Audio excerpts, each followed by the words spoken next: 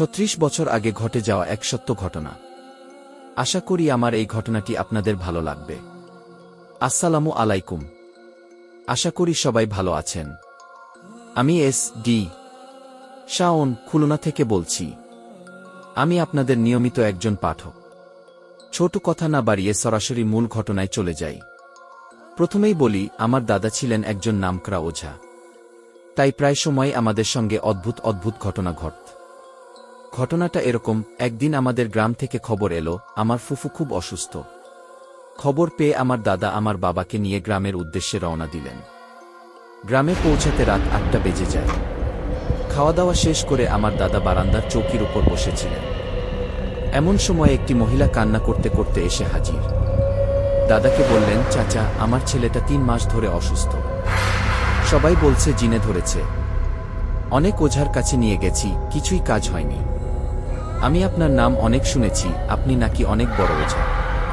আমার ছেলেটাকে বাঁচান। দাদা প্রথমে রাজি হননি, কিন্তু মহিলার কান্না দেখে শেষমেশ রাজি। তিনি বললেন, তুমি তোমার ছেলেকে নিয়ে এসো। কিছুক্ষণ পরে মহিলা তার ছেলেকে নিয়ে এলেন।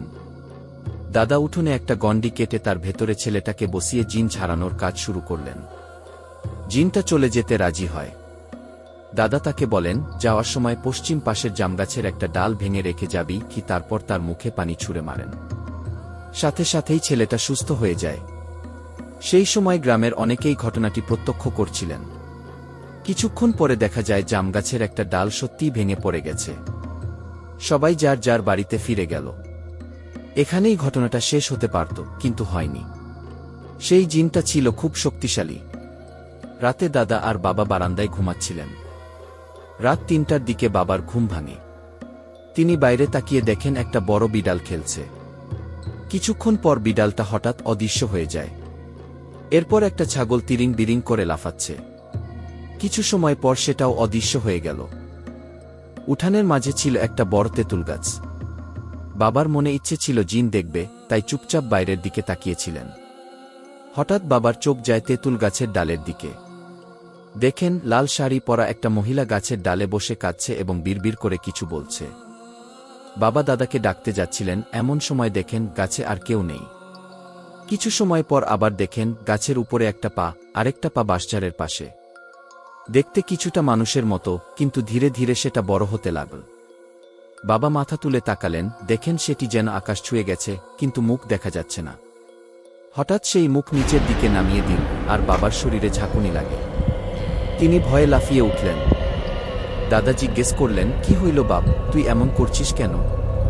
বাবা তখন সব ঘটনা খুলে বললেন। দাদা অজু করে বাবার গায়ে ফু দেন। এরপর বাবা স্বাভাবিক হয়ে যান। পরে দাদা একান্তে সেই জিনটার সাথে কথা বলেন। জিনটা বলে, অনেক দিন ধরে এই জায়গায় থাকি, মায়া ছাড়তে পারছি না, তাই এসেছিলাম। আর আপনি যখন আমাকে ছাড়াচ্ছিলেন, তখন আপনার ছেলে আমাকে দেখার ইচ্ছে করেছিল, তাই একটু দেখেন। আপনি আমাকে দূরে কোথাও চালান করে দিন, আমি আর আসব না কি? দাদা সেই জিনটাকে দূরে চালান করে দেন। এই ছিল আমার জীবনের একটি বাস্তব অভিজ্ঞতা। আশা করি আপনাদের ভালো লেগেছে। লাইক করে পাশে থাকুন, আমি চেষ্টা করব আরও এমন কিছু ঘটনা শেয়ার করতে।